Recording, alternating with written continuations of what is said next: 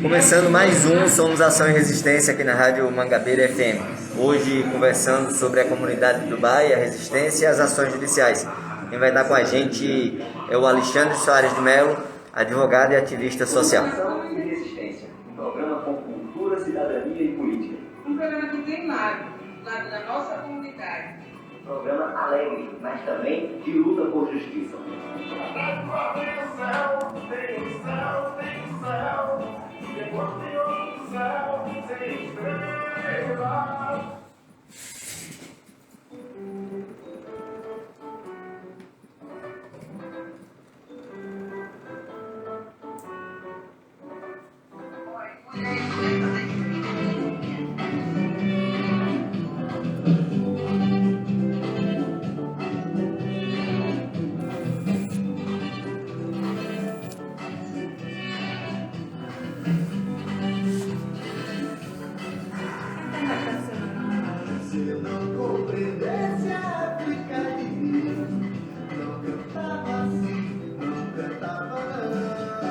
Boa noite, Mangabeira, boa noite, Valentina, boa noite, bancários, Geisel, Cruz das Armas e outros tantos bairros alcançados pela nossa rádio Mangabeira FM. Boa noite a vocês que estão chegando aqui pelo Instagram, boa noite a vocês que vão estar acompanhando depois pelo YouTube. Boa noite, Cowboy, aqui na técnica com a gente.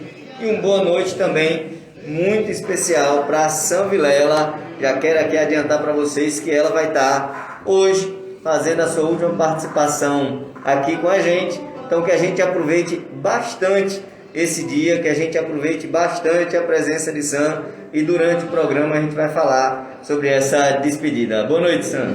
Boa noite a todas e todos. Estou aqui novamente, né? Infelizmente na semana passada não pude estar aqui. E hoje eu estou, como o Cássio já antecipou, aqui em clima de despedida, né? Mais na frente do programa a gente vai falar um pouco mais sobre isso. Mas já adiantando, boa noite ao companheiro Cowboy, boa noite a todas e todos que nos ouvem. E logo menos estaremos aqui nos nossos estúdios com o colega, o companheiro Alexandre Soares de Mello, para falar um pouco sobre a comunidade do Dubai, não só no sentido informativo, mas também no sentido jurídico, para a gente entender um pouco como tem sido esta batalha, né, Tássio? Vamos começar com música, vamos começar com o momento cultural. Mangabeira FM 104,9.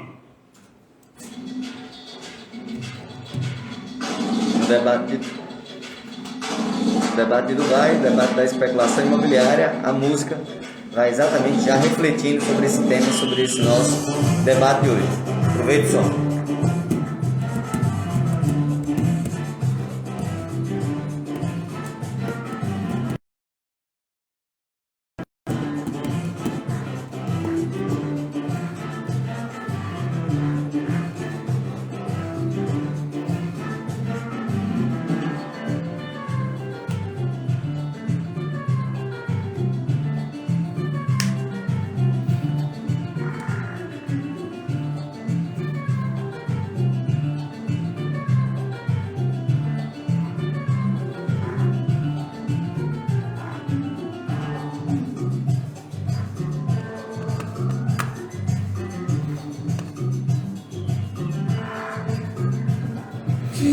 As construções da minha praia, não consigo respirar.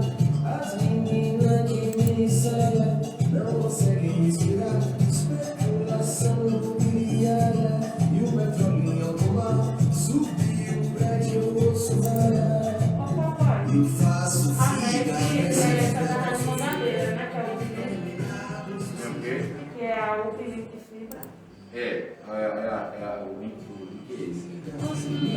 Vou mandar aqui não, pra mim. Nem o computador nem está. Está conectada, está aqui, ó. No lado. Fica assim. Aqui não está rolando. Fica carregando. Já tentou? Qual foi essa? Eu não sei, não.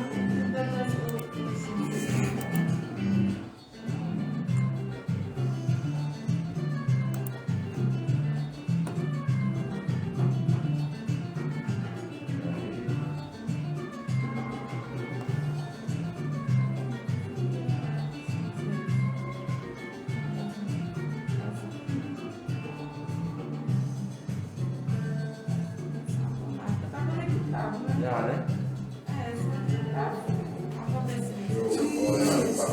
Vou sair e voltar com você. As meninas de mini saia, não consigo respirar.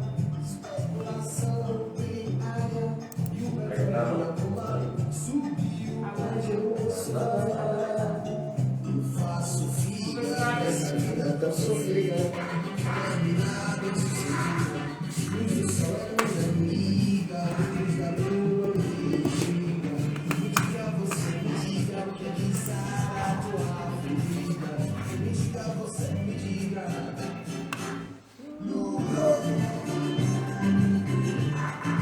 Máquina de louco. Você pra mim. Máquina de louco.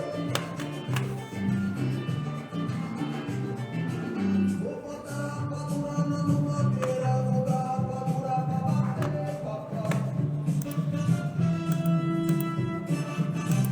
Vou botar a patrona numa beira, vou dar a patrona pra bater, papá.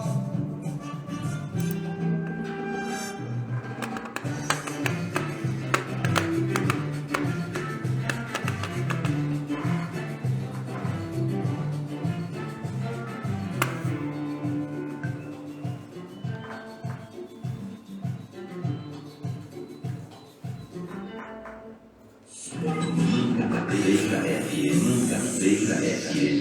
104,9. Vocês escutaram agora aí Lucro de Baiana System, letra de Russo, Passo Passo e Passo a Mitchell. Pulso. Como? Pulso passa a pulso. Pronto. E continua, e o outro também é difícil também. O outro é Mitchell. difícil também. É Mitchell da Ramone. A Ramone, dois aí que fazem essa letra massa de Baiana System, Lucro, que já fizeram shows aqui na cidade de João Pessoa, na nossa capital, Paraíba, e que faz aí a reflexão, né? Tirem a construção da minha praia, já refletindo sobre a especulação imobiliária, que é um ataque às nossas cidades, não só na nossa Paraíba, mas no Brasil inteiro, e a gente tem muito o que resistir. E agora, dando sequência ao programa de hoje, a gente vai para Voz da Comunidade.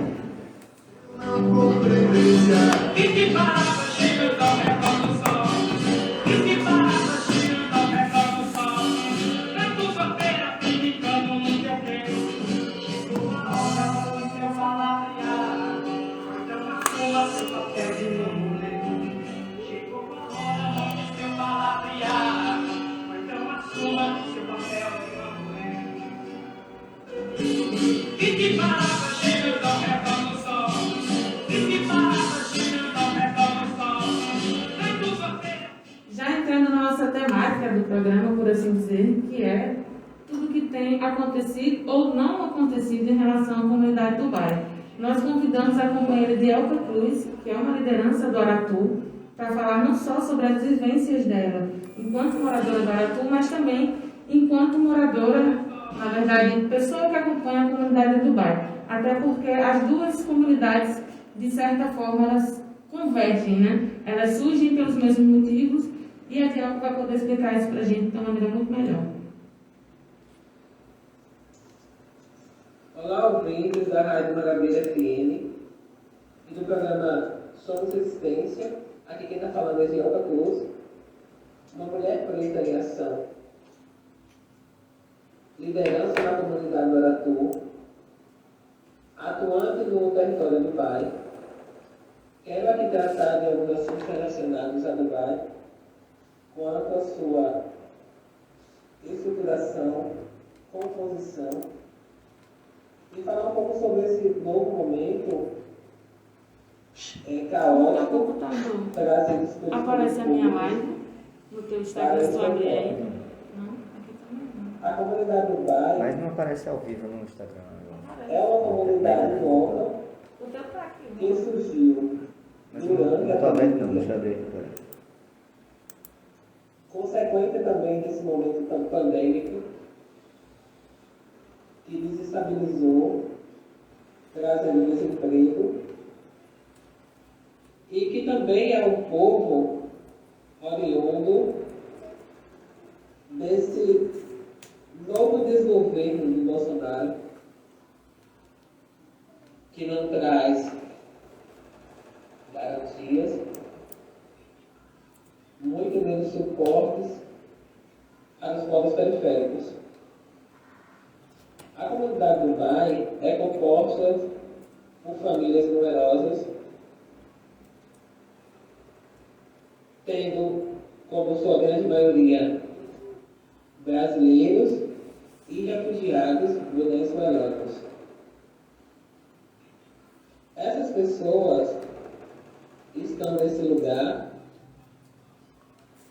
principalmente por esse novo caos, né, do pós-pandemia.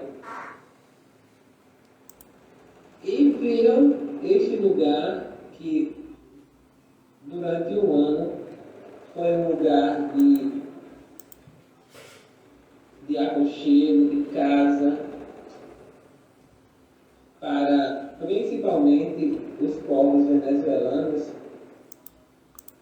que saíram do seu país e encontraram nesse território de Dubai acolhimento. Viram também, através de uma ordem expedida pela prefeitura, de forma truculenta, suas casas ao chão, diante de muita violência. E hoje se encontram em quadras de escola, sem estruturação nenhuma, com todos os seus direitos negados, mesmo diante de um pedido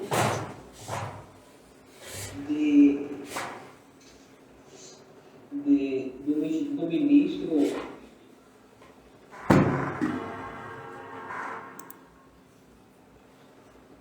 Alexandre de Moraes, que suspende esse pedido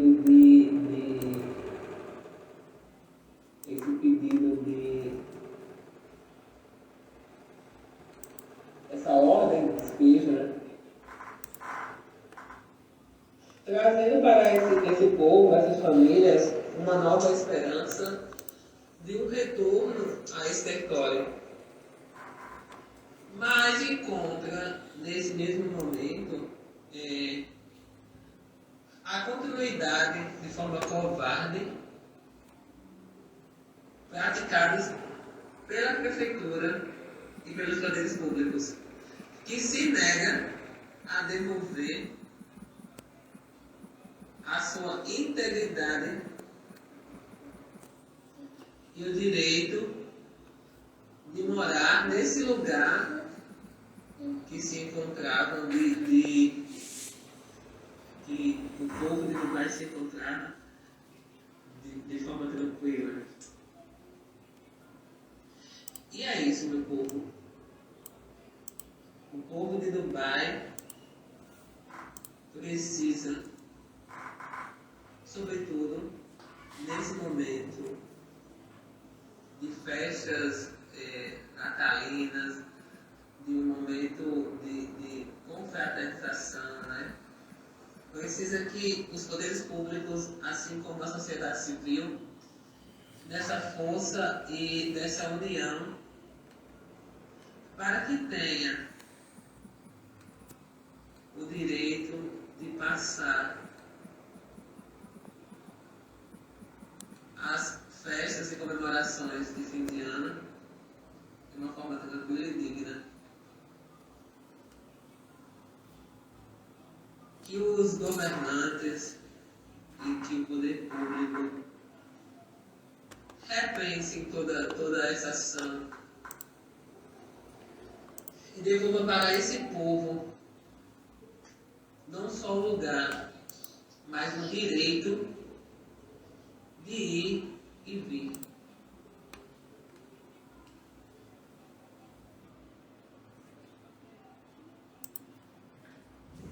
Obrigada, Dielka, pela sua participação.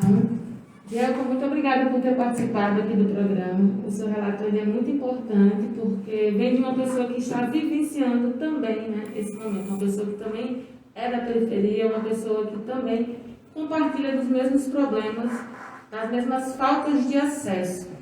É importante aqui salientar uma coisa, que é o que a gente tem visto muito nas redes sociais, nas emissoras de TV. Ontem, tanto eu quanto o companheiro Tássio estivemos no festival, né, uma espécie de festival que teve lá no CEPEDAC, onde tem pessoas também alocadas, um dos ginásios onde tem pessoas alocadas.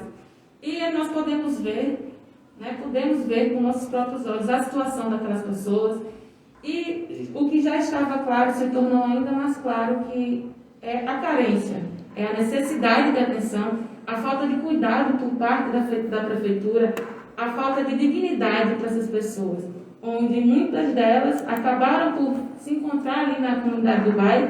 Importante salientar que não é por escolha, ninguém escolhe viver em periferia. Se a gente tivesse escolha, todo mundo seria rico, porque quem não quer ter conforto, não é mesmo? Mas não é assim que o capitalismo funciona, né? Para alguns estarem em cima, muitos precisam estar embaixo.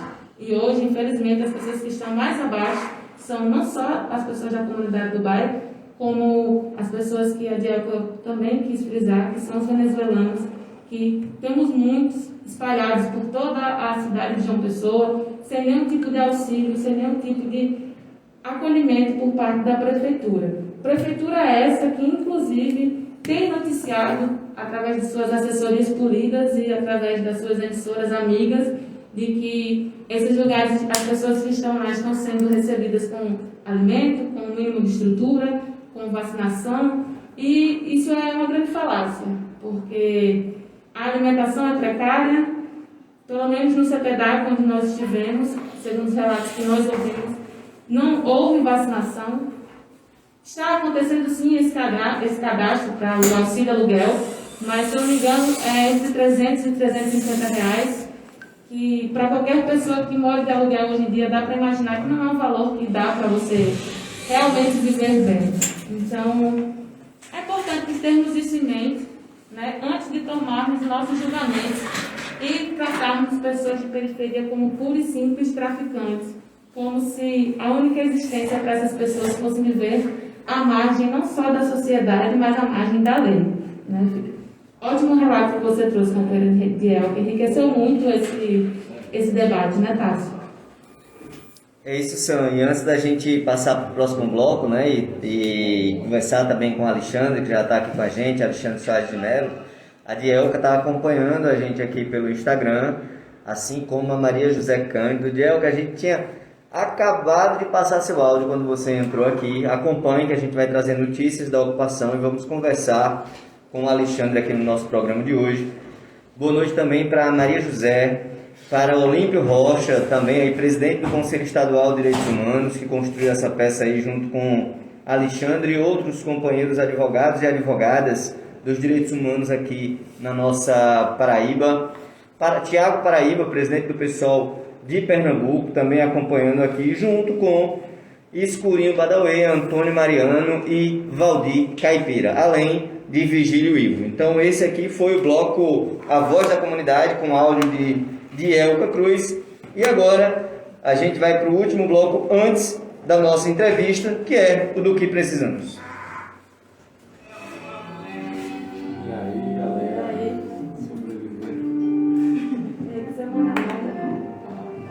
Pra mim já foram uns 3 anos.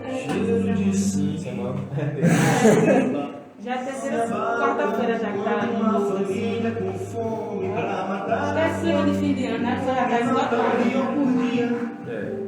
Minha meta é o dia 17, então eu tenho que chegar lá.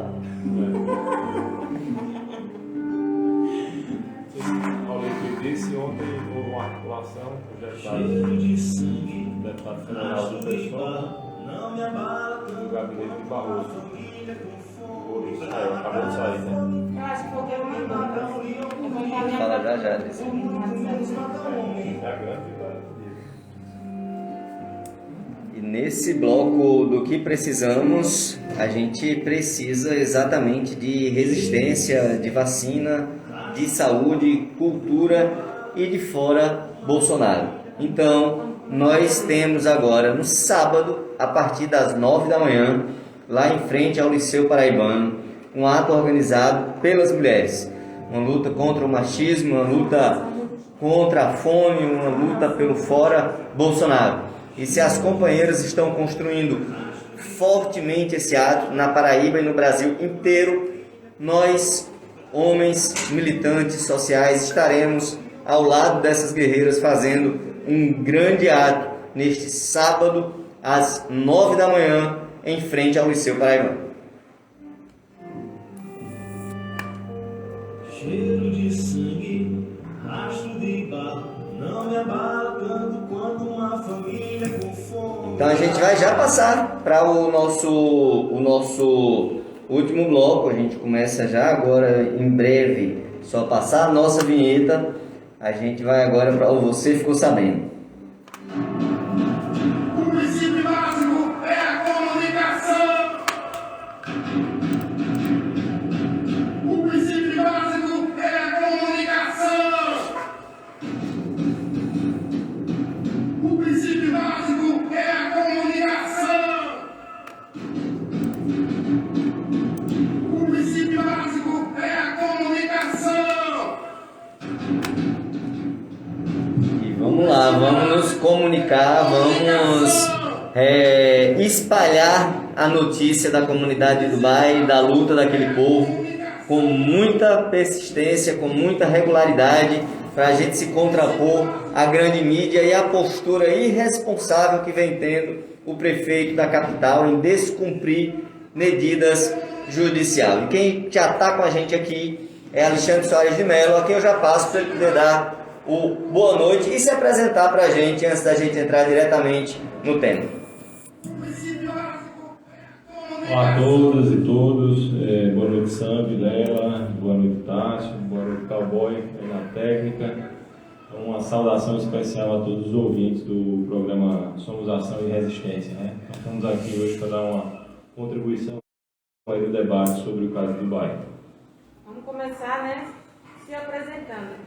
A gente já conhece o companheiro Alexandre, de outros carnavais, por assim dizer, mas nesse momento tem se destacado principalmente a atuação em relação a toda a parte judicial, por assim dizer, desse processo que tem acontecido com a comunidade de Dubai. Eu gostaria que você se apresentasse e explicasse um pouco de como é esse seu trabalho em conjunto, claro, com outras pessoas como o Olímpio Rocha, que o Tássio já citou há pouco, como que se dá esse trabalho.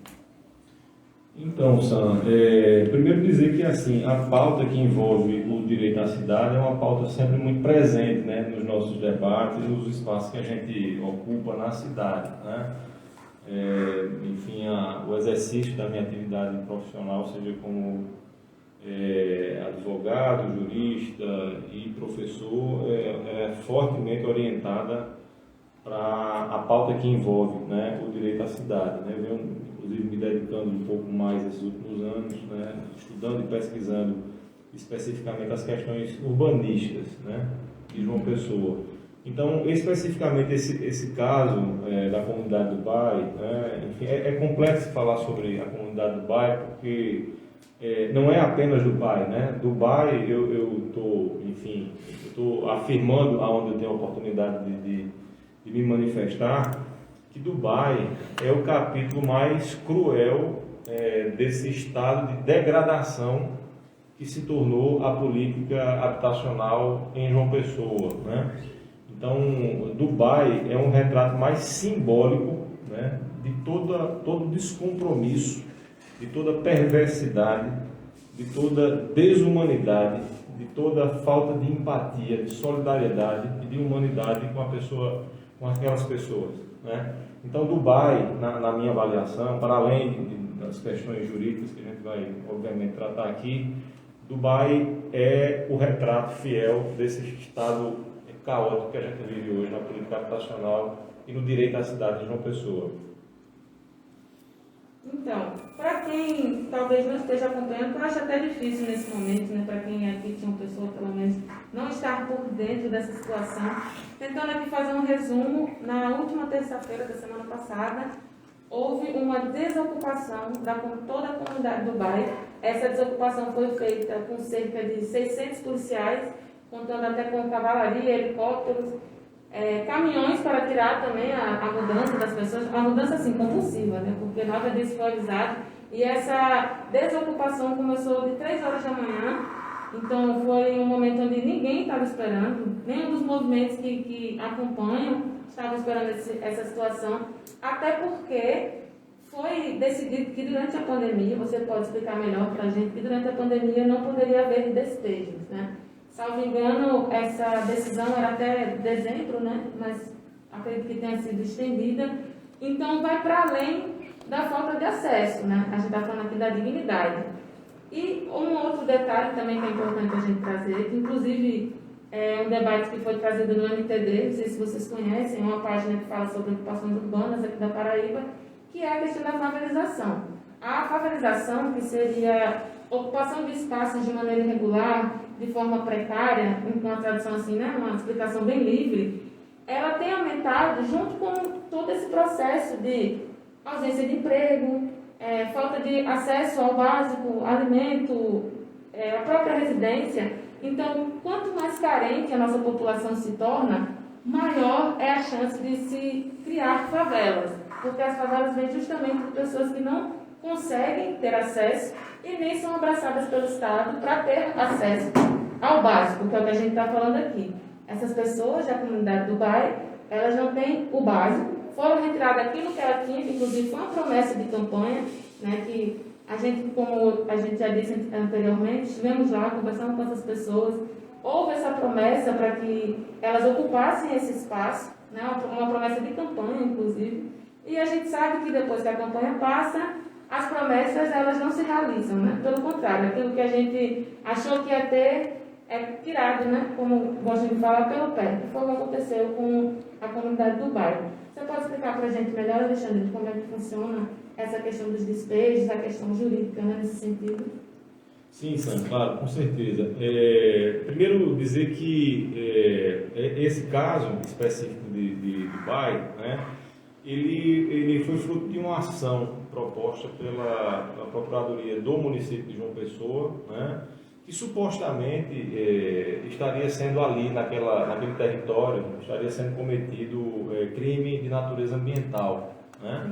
E como pano de fundo da argumentação, o município de João Pessoa alegou na sua petição que também havia ali indício de crime organizado, né? Notadamente de tráfico de drogas. Então, assim, essencialmente, o que foi objeto de solicitação do município de João Pessoa ao juízo aqui da 4ª Vara da Fazenda Pública em João Pessoa foi exatamente a desocupação dessa área, porque ali estaria, em tese, sendo praticado crime, né, ambiental, e havia uma configuração de tráfico de droga, né. Eu costumo dizer o seguinte: o poder público, né, o Estado, ele é, por excelência, ninguém ocupa melhor esse lugar do que o Estado. O Estado é, por excelência, o grande violador de direitos, né, hoje e sempre, né, hoje e sempre.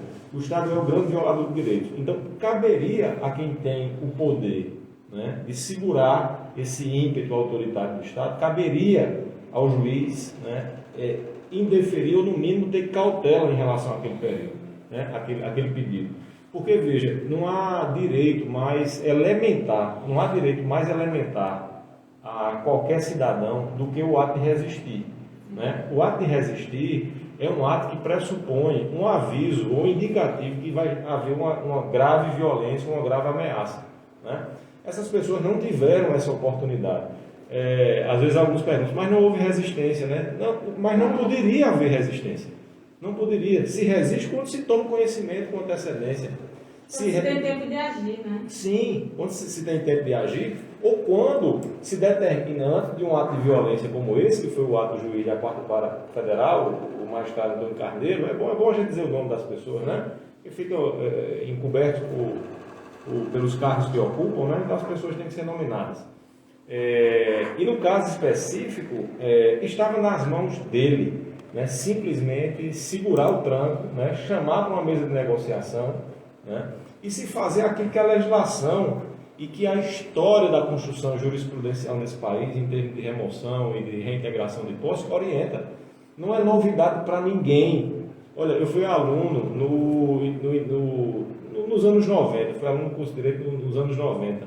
Então, ali já era muito intensa a discussão sobre a necessidade do Estado promover, nesses atos de força, como via de regressão, os atos de desocupação e de reintegração de posse, promover mediações. Aliás, não há princípio mais atual no direito processual civil brasileiro do que o princípio da mediação. Porque a lógica que governa o direito brasileiro hoje é a lógica do não conflito, né? Da mediação, da busca por acordo. E isso em situações elementares, por exemplo, uma relação de consumo qualquer, a mediação tem lugar, e ela é condição numa situação que envolve ato de força envolvendo, né, e impactando diretamente na vida de tantas pessoas. Né? Nesse caso são cerca de 400 famílias, né? Esse número muda, mas em média são 400 famílias que estão sofrendo nessa situação. Nessa semana, a gente tem acompanhado que houve uma decisão por parte do nosso ministro de negar, né, essa suspensão dos despejos. No caso, houve uma arbitrariedade por conta da prefeitura em ter decidido nesse despejo, e aí você, junto com essa equipe jurídica também dos direitos humanos, tem agido tentando retornar isso. Inclusive tem vídeos das pessoas comemorando essa vitória, mas eu já compreendi que não é bem uma vitória, é um passo, mas não significa realmente que essas pessoas vão poder voltar para lá, até porque elas vão voltar para onde, né? A partir do momento que a prefeitura derrubou tudo, mesmo que haja essa, aspas, né, reintegração de posse por parte da comunidade, não é tão simples, né? Não é de uma hora para outra que essa situação se resolve. Sim, Sam, eu acho que você toca num ponto que é chave nessa discussão, né? Porque, assim, para além de promover, né, a defesa, né, do chamado direito à cidade, essa ação, ela tem finalidades de denúncia também, né? A ação, ela é, antes de tudo, uma denúncia, né? Uma denúncia de que em João Pessoa, né, se chegou a um nível de degradação, né, e de desumanidade profunda. Eu não estou falando daquela desumanidade que é comum no dia a dia das pessoas e que as pessoas incorporam, não. Eu estou falando de um grau de degradação e de desumanidade exponencial, né? E aí coloco na mesa todos os protagonistas desse ato de violência, né? Os membros do Ministério Público, o prefeito pessoalmente, o procurador-geral do município, né? O magistrado, com certeza, todos esses, né? Certamente responderão pelos atos de arbitrariedade que provocaram em relação à questão do bairro. Mas eu queria te falar, voltar ao ponto que você me provocou, né? Essa ação ela foi desenvolvida por um grupo de juristas daqui de João Pessoa, né? Capitaneado pelo colega Olímpio Rocha, né? Que preside hoje o Conselho Estadual de Direitos Humanos. E houve uma decisão do ministro do Supremo Tribunal Federal, Alexandre de Moraes, determinando, essa a expressão que ele utiliza na decisão, determinando a suspensão dos atos de desocupação, certo? O que é que isso significa na prática, né? Existem aí duas leituras, né? A narrativa do município é de que essa ação proposta pelo Conselho de Direitos Humanos, ela já nasceu morta. Por quê? Né? Já teria perdido o objeto. Por quê? Porque quando do ajuizamento, segundo o município, a desocupação já tinha sido concluída, né? Essa é uma argumentação, ao nosso sentir, frágil, porque você há de convir que um ato de desocupação ele não é um ato estanque, né? Que retira as pessoas e ali se concluiu o ato de desocupação, né? Porque se assim for, o que é que eu vou dizer então em relação à polícia que está lá impedindo o livre trânsito das pessoas na frente do ginásio? Como é que eu vou, por exemplo, enquadrar a situação que envolve a impossibilidade das pessoas voltarem para o território da comunidade do bairro? Então, a nossa tese, no âmbito do Conselho Estadual de Direitos Humanos, é que a decisão de desocupação, ela se encontra em curso. E, na verdade, hoje a decisão do Supremo Tribunal Federal está sendo descumprida. É isso que nós estamos noticiando ao Supremo Tribunal Federal amanhã será protocolada uma petição dizendo que o município de João Pessoa continua deliberadamente a descumprir. E descumprir por quê? Porque o ato de desocupação não se esgota com a retirada das pessoas, né? Ele se estende no tempo. Enquanto aquelas pessoas estiverem privadas de retornar para o ambiente onde desejem, porque esse foi o nosso pedido na petição, né? Nós entendemos que a decisão do juiz aqui está em andamento, e estando em andamento ele está descumprindo a decisão do ministro Alexandre Moraes. Olha, Alexandre, você, antes de ser, além, né, de ser um jurista, é também um ativista social. Hoje, na Câmara dos Deputados, o Ivan Valente estava denunciando exatamente uma desocupação em curso lá em São Paulo, na ocupação Marielle, organizada pelo MST. Ontem, quando nós estávamos no festival lá no CPDAC, em apoio a todos os ativistas culturais, em apoio à comunidade da ocupação de Dubai, você falava de um outro caso no norte do país. Aqui você avalia essa forma como os gestores estão simplesmente descumprindo e atropelando as medidas judiciais e o desejo da população aqui na nossa Paraíba. Então, Tássio, veja, é preciso que a gente compreenda primeiro o que é que determinou o Supremo Tribunal Federal na ação de descumprimento do preceito fundamental, que é a famosa ADPF 828, né? Diga-se de passagem, uma ação ajuizada pelos advogados do PSOL a nível nacional, né? E que hoje representa, Tássio, um dos instrumentos construídos sob o ponto de vista jurisprudencial de maior importância, né? De maior importância. Essa ação foi ajuizada em março, abril do ano passado, ou seja, já no contexto da pandemia, exatamente para resguardar esses atos de violência que invariavelmente costumam ser os atos de reintegração de posse, né? No caso específico, se determinou que, enquanto durasse a pandemia, não seria possível se realizar as desocupações. Mas essa mesma decisão do ministro Barroso, ela também estabeleceu algumas exceções, dentre as quais, né, se o território for dominado pelo facções e pelo crime organizado. Ou seja, né, de forma absolutamente delituosa, né, criminosa, o município de João Pessoa ajuiza uma ação, né, exatamente para enquadrar na exceção prevista na decisão do ministro Barroso. Porque somente nessa condição seria possível, né, nem mesmo eventuais crimes ambientais, né, poderiam ser objeto, se ali estivesse cometendo crimes ambientais, poderia ser objeto de desapropriação, de reintegração, né? Então, o município maliciosamente lançou mão desse argumento, que, aliás, é um argumento que eles se utilizam diuturnamente, né? Criminalizar a pobreza, né? Agir de forma higienista contra a miséria, elitista contra a miséria, não é exatamente nenhuma novidade aqui para a gente, né? Mas, nesse caso, chamou a atenção porque eles enquadraram, né? E aí a gente tem absoluta dificuldade de compreender como é que 800 pessoas, né, todas são criminosas, né? Eu ontem mesmo comecei a falar com cada um lá na comunidade, providencie sua certidão de antecedentes criminais, né? Porque nós vamos provar de forma inequívoca que aquelas pessoas, né, a gente não precisa provar, que isso fique claro, né? Essas pessoas são pessoas decentes, pessoas honestas, são seres humanos e que nessa condição merecem respeito e dignidade, né? Mas, para efeito de uma discussão futura, nós também iremos ajuizar a ação reparatória contra o município, né? E contra as demais autoridades, visando reparar minimamente aí os prejuízos que são impossíveis de se calcular, mas que cada agente público responsável por isso certamente irá responder no curso desses anos.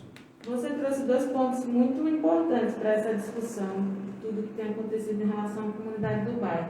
Primeiro, intenção, na verdade não é intenção, esse fato, né, de sempre se trazer a questão da facção, a questão da violência, do tráfico, como uma regra para qualquer pessoa que vive de forma periférica. Periférica aqui não precisa nem ser uma favela, pode ser um bairro mais longe do centro, pode ser um lugar de difícil acesso, enquanto periférico já tem esse olhar, né, de violência e de tráfico. E um segundo ponto, que é justamente essa opressão que está rolando em relação às pessoas que já estão nesses ginásios. Ontem, quando nós estivemos lá, a gente pôde observar que sempre há polícia, sempre. As pessoas que conversaram com a gente lá também nos informaram que durante a madrugada, por vezes, tem movimentação da polícia ao redor dos ginásios. Eu não sei se chegaram a conversar isso com você, mas conversaram isso comigo. E para quem tem acompanhado através de outros movimentos, como a gente tem acompanhado ativamente, sempre que a gente assiste algo, é com a polícia muito pesada em cima de todo mundo, e a prefeitura também agindo como um grande, como posso dizer, um Big Brother quase, porque ontem mesmo a gente viu pessoas da prefeitura que estavam lá em silêncio, chegaram quietos, saíram calados, não conversaram com absolutamente ninguém da comunidade, nem com nenhum outro movimento, nenhuma outra entidade que estava lá presente, mas estavam lá mostrando que, estamos aqui, a gente está vendo que vocês estão se movimentando. E aí, o que é que você, enquanto uma pessoa que já, né, está mais aprofundada na questão da desocupação e etc., dessas crises sociais, o que eles precisam fazer, além de, como você falou, a questão dos antecedentes criminais, mas para eles que estão lá querendo se organizar, querendo dar um novo fôlego para essa luta, porque parece que, através até dessa liminar, a gente vai ter amanhã as pessoas já no seu convívio normal, mas não é. Infelizmente, a gente sabe que isso vai se estender durante muito tempo. Inclusive, infelizmente, por conta dessas festividades de Ano Novo, a gente nem sabe como é que vai ficar, porque chega as férias, o foco muda, a própria prefeitura já está focando em outras coisas, e essa pauta acaba sendo esquecida. Para além das pessoas que estão acompanhando, das pessoas que estão passando por este momento, o que elas precisam fazer para se proteger um pouco mais do Estado, se é que dá, né, nessa situação? Isso, é importante também essa questão que você coloca, porque invariavelmente as pessoas depositam na atuação de assessorias jurídicas a resolução definitiva dos problemas da vida, né? E por mais que, enfim, eu compreenda que é de grande importância, eu converso muito com o Tássio a respeito disso, né? A importância de se disputar também direitos, tensionando o poder público no âmbito do judiciário, né? Eu acho que o judiciário é uma fronteira, sim, que os movimentos têm que ocupar mesmo para disputar, né? Então, acho que isso vai um pouco na linha que você está me perguntando, né? Então, esse movimento de tensionar, né, o poder público judicialmente e indo logo de partida para a mais alta corte do país, né, denunciar esse ato de violência, eu acho que foi um ato muito positivo, né? Agora, nós estamos tendo uma prudência também muito grande no sentido de não vender ilusões, né? Por mais que a assessoria jurídica do Conselho Estadual de Direitos Humanos hoje tenha consciência de que a decisão do ministro Alexandre de Moraes admite para cada um que eles queiram, assim, né, retornar ao ambiente, porque esse foi o pedido formulado, né, apesar dele não ter se expressado diretamente, na medida em que diz que a decisão do juiz está suspensa, né, se está suspensa, as pessoas não estão mais presas, como não deveriam estar mais presas, né? Apesar de a gente ter essa leitura, a gente não vem orientando ninguém a retornar, né? Porque as pessoas se encontram numa situação de miserabilidade mais acentuada do que já se encontravam, né? E não é razoável você imaginar que essas pessoas vão medir forças com a polícia ou com os guardas municipais, né, também que foram protagonistas nesse ato de violência, né? A gente está falando aqui da Polícia Militar, mas tem não sei quantos, né, agentes, guardas municipais que também endossaram essa violência que foi cometida. Agora, o saldo positivo, e aí pensando de forma coletiva, primeiro, né, esse movimento de questionar a desocupação na comunidade do bairro, me parece que foi um sinal muito positivo para a organização também de quem já estava disperso, né? E também de se disseminar um sentimento coletivo de organização entre eles mesmos, né? Porque nenhum movimento social, nem a atuação da assessoria jurídica, nem a igreja, nem quem quer, nem os partidos políticos, nenhum desses atores vai substituir a capacidade e o interesse dessa comunidade de se auto-organizar, né? E aí eu acho, honestamente, que essa decisão, ela induz a isso, sabe? Ela traz essas pessoas para a arena do jogo, porque estavam absolutamente excluídas, reposiciona essas pessoas na arena do jogo, dá um murro na mesa e diz, eu estou aqui e estou na disputa, né? Tensiona o município a fazer, por exemplo, o secretário do Meio Ambiente de João Pessoa ligou para a Olímpia durante a semana, vamos ver aqui uma forma de minimizar. Quer dizer, quando é que isso poderia acontecer se esse tensionamento não tivesse acontecendo, né? E vou mais além, os movimentos na cidade, né? Não só de moradia, e aí é importante, enfim, também trazer uma pauta que está na agenda do dia, né? Que é a pauta do plano diretor. O município de João Pessoa está discutindo nesse instante o plano diretor, né? E essa situação que envolve a comunidade do bairro é uma tapa na cara de quem está querendo construir, né? Vai de encontro a tudo que se defende numa política habitacional, né?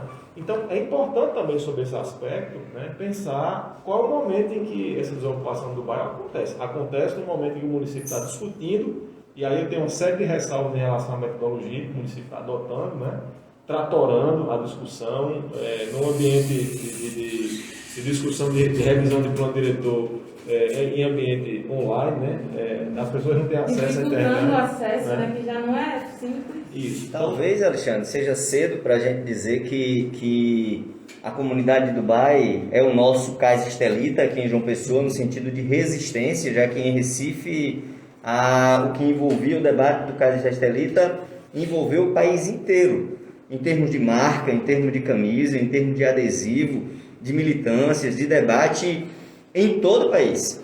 Enquanto acontece tudo isso que você disse aí para a gente que acontece na nossa cidade, na nossa capital, o prefeito simplesmente vai para uma feira de artesanato na Colômbia, após outras viagens anteriormente, já chamando, né, por material circulando nas redes sociais, de Cícero Tour.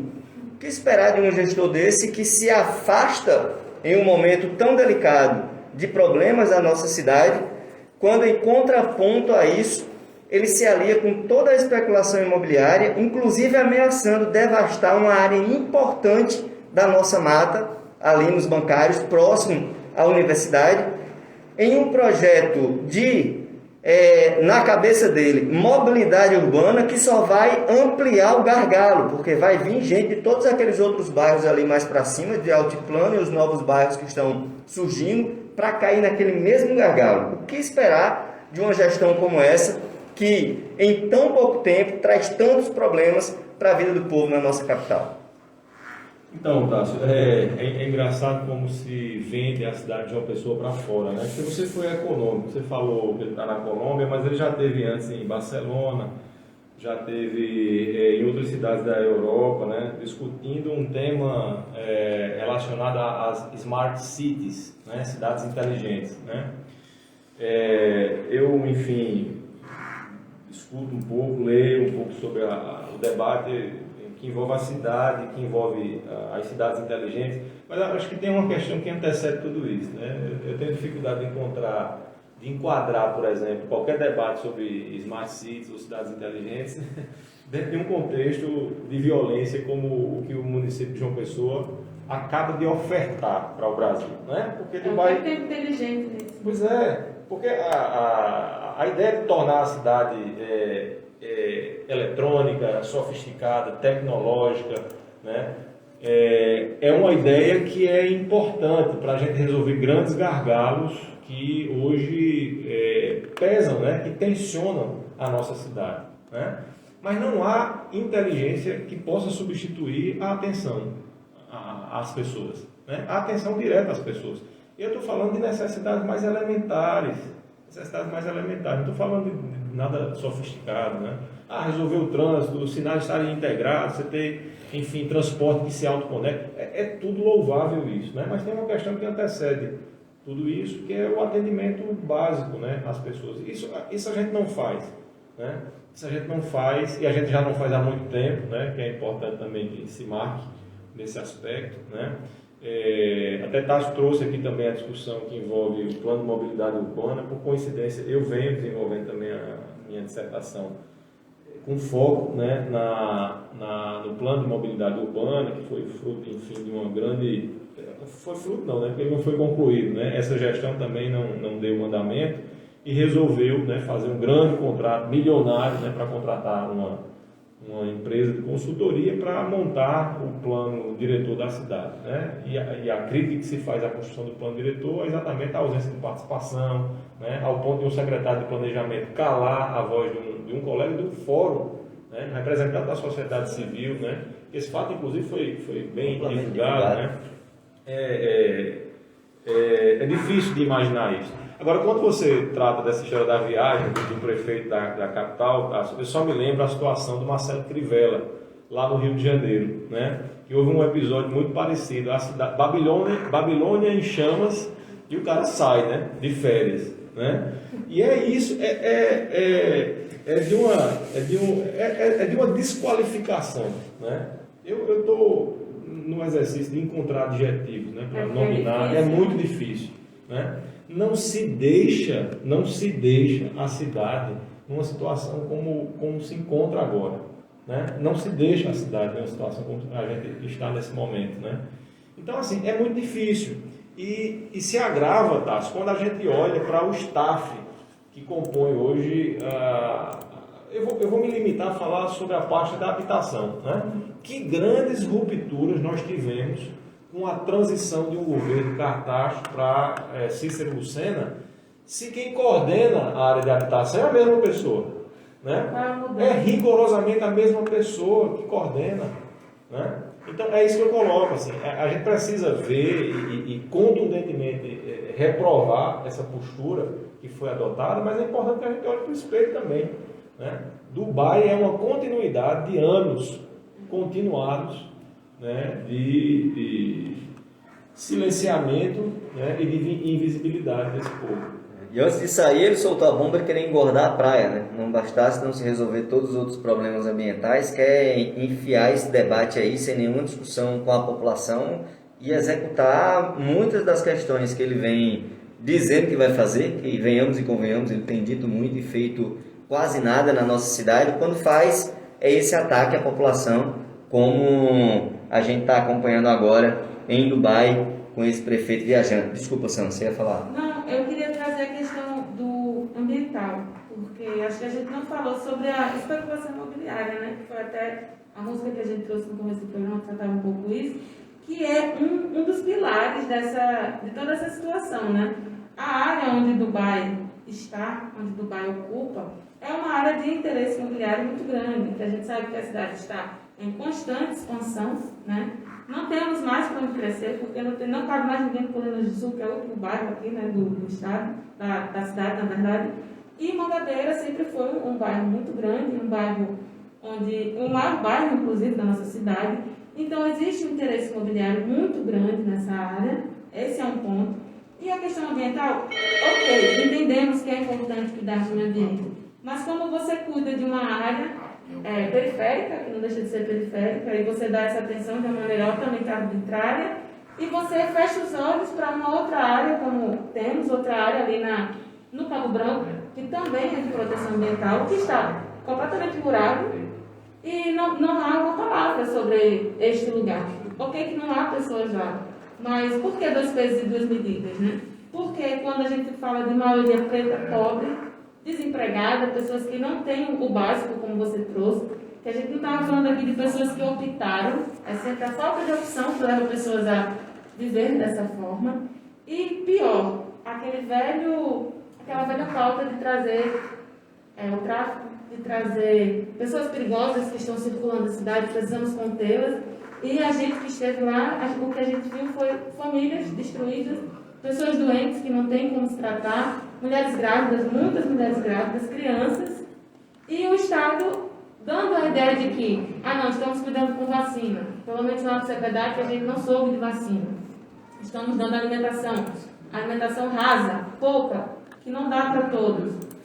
E fica se alimentando uma história que ela não tem cabimento, ela não tem começo, meio e fim. É uma história que se repete, mas a gente não sabe onde que se dá essa história, para onde é que ela vai.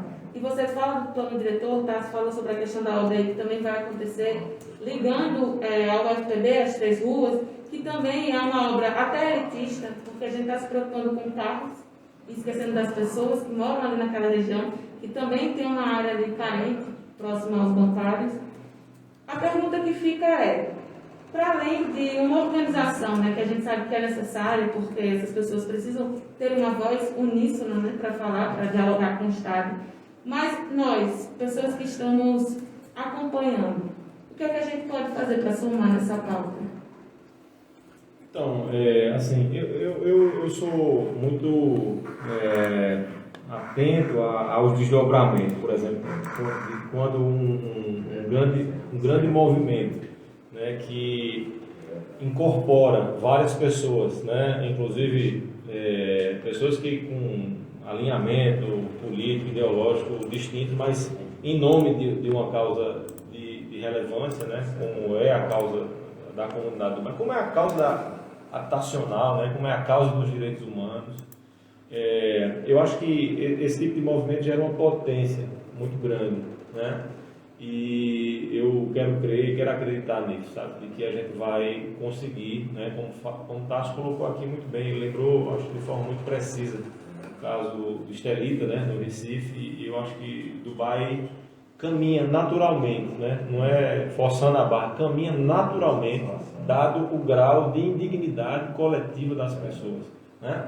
Infelizmente a gente não tem uma imprensa que seja a grande mídia, ela não consegue traduzir o sentimento das pessoas, né? Da coletividade das pessoas, né? Ela tem uma percepção padrão que é uma percepção muito alinhada com o discurso oficial do governo e se limita a fazer essa reprodução. Eu fiz esse exercício essa semana, né? Fiz esse exercício essa semana de fazer uma clipagem dos principais portais e dos veículos de comunicação. E é impressionante como o debate é raso, né? O debate é raso. Ninguém discute o contexto que está sendo dado, né? Ninguém discute, por exemplo, a situação que precedia, né, Dubai, né? A tensão que envolve as periferias na cidade. Você anda na cidade, as pessoas mendigam a cada dia mais, as pessoas se multiplicam a cada dia mais, né? E como é que isso não gera indignação profunda nas pessoas, né? Mas hoje me parece que esse sentimento é um sentimento coletivo. Você circula você conversa com pessoas de ideologias distintas e as pessoas manifestam, poxa, poderia ter uma outra solução, né? Poderia ter outra solução, né? Mesmo a imprensa bombardeando essas pessoas todos os dias de que aquelas pessoas são do crime, né? São pessoas do crime, são pessoas que são sujeitos e cidadãos de terceiro plano, de quinta ordem, né? É muito difícil você ter um discurso na imprensa convencional bombardeando as pessoas com esse tipo de informação higienista e você ainda assim ponderar sobre o ato de violência que foi é frustrante, né? E aí eu queria só também fazer uma ponderação em relação, você falou aos servidores públicos. Eu quero me solidarizar, na verdade, com os servidores públicos do município de João Pessoa que tiveram que testemunhar, né, e muitas vezes forçadamente participar daquele ato de violência, né, porque foram vários os registros também em fotos e vídeos de servidores públicos chorando, né, assim, comovidos com a situação que foi imposta a eles, né? Porque também precisam garantir seus empregos. Sim, sem sombra de dúvida. 600 policiais militares, 600 policiais militares, dezenas de guardas municipais, Ministério Público, Tribunal de Justiça, prefeito, construtores, mídia elitizada contra 400 famílias, idosos, crianças, mulheres, povo pobre sendo mais uma vez criminalizado e vítima de uma violência institucional, um racismo institucional, um machismo institucional tremendo. Como não se emocionar? Você dizia, Alexandre, ontem, das pessoas contando os seus casos. O que nós sabemos é superficial, se comparado ao que aquelas pessoas viveram e estão vivendo ainda as consequências de um ato desumano, de um ato cruel, que é sim, de levar às lágrimas quem tem o mínimo de humanidade nesse país. O mínimo de empatia, né? E temos estrangeiros, gente. Quer dizer, o melhor conforto que nós aqui em João Pessoa somos capazes de oferecer aos irmãos venezuelanos, né, é a força, né? É a força, é o arbítrio, é a desumanidade, né? Porque é isso, né? Nós temos vários estrangeiros, né, venezuelanos que, enfim, refugiados que vieram aqui para Paraíba dentro daquele programa de interiorização, né? E essas pessoas estão aonde? Estão exatamente, né, invisibilizadas dentro de uma comunidade que no discurso oficial do governo precisa ser enquadrada como criminosa, né? Necessita, né? Para o município é urgente que essas pessoas sejam tidas para a opinião pública como criminosas, porque assim a gente consegue fazer nosso plano sólido e higienista. Alexandre, a gente teria ainda muito para conversar, sem sombra de dúvidas, porque esse debate, além dele em si, tem muitas questões e ainda tem outros tantos desdobramentos, mas nós estamos aqui no último minuto do nosso programa. Eu quero agradecer por você ter aceito o nosso convite, por se dispor a estar debatendo aqui com dezenas de bairros da nossa capital que acompanham a Rádio Mangabeira FM 104,9, aqui no Somos Ação e Resistência, apresentado por mim, Tássio Teixeira e Sam Vilela. Passar para você, fazer aí as suas... Sam, também dar o boa noite para você, Alexandre, e em seguida você fazer suas considerações finais e se despedir aqui dos nossos e das nossas ouvintes. Queria agradecer a presença do Alexandre aqui. É importante a gente entender esse lado jurídico também, né? Porque talvez tenha ficado um pouco obscurecido aí com essas notícias que a gente tem acompanhado. Queria aproveitar para agradecer também ao Codó e ao Tássio pelo convite, por estar aqui nesse programa. Para mim foi a realização de um sonho, de verdade. Me sinto muito grata por ter feito parte dessa bancada. Infelizmente, não vou poder continuar, mas não por falta de vontade, nem por falta de amor por essa resistência. Eu acredito que programas como esse, como o Alexandre falou, como o Tássio falou, são um diferencial contra essa imprensa que a gente tem, infelizmente, aqui no nosso estado, não só na nossa capital, que é uma imprensa elitista, uma imprensa excludente, racista. Aqui, ainda que um programa pequeno, ainda que um alcance de bairro, a gente consegue falar com as pessoas que precisam se ouvir, na verdade, né? Se ver e ser tratadas com a dignidade que todo mundo merece.